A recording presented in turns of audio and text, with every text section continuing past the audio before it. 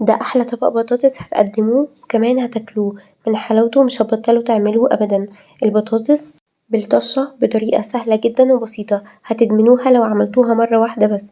ممكن تعملوها كده لجوع آخر الليل، أو تقدموها كمقبلات في أي عزومة، أو تعملوها أكلة لوحدها بتبقى خطيرة.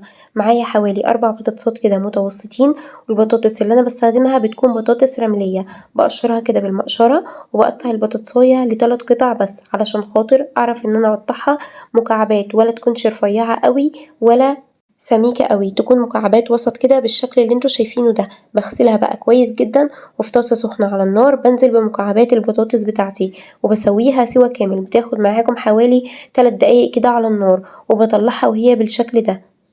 البطاطس الرملية بتكون مقرمشة من برّه وبتكون طرية جدًا وjuicy من جوّه، ده بيكون شكلها. يلا بينا بقى نعمل الطشة. معايا كده حوالي 10 فصوص من التوم، فرمتهم ناعم كويس جدًا مع فلفل أخضر، وباقلبهم كده، وبانزل عليهم بنُص معلقة صغيرة من الخل، ومعلقة كبيرة من بهارات البطاطس، معلقة كده صغيرة من البصل البودر، وبانزل بطماطماية متقطعة مكعبات وفلفل ألوان وفلفل أخضر، ممكن كمان فلفل سبايسي، واضيف معلقة صغيرة كده من البابريكا علشان خاطر تعزّز معايا كده اللون، وعلى طول بانزل بمكعبات البطاطس كده اللي إحنا قليناها بالشكل ده.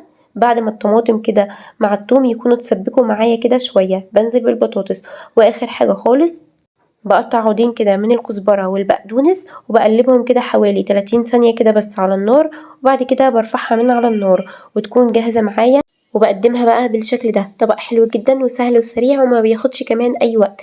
اعملوا save للوصفة دي عشان متأكدة إن انتم هترجعوا لها، وما تنسوش تعملوا لي follow وlike.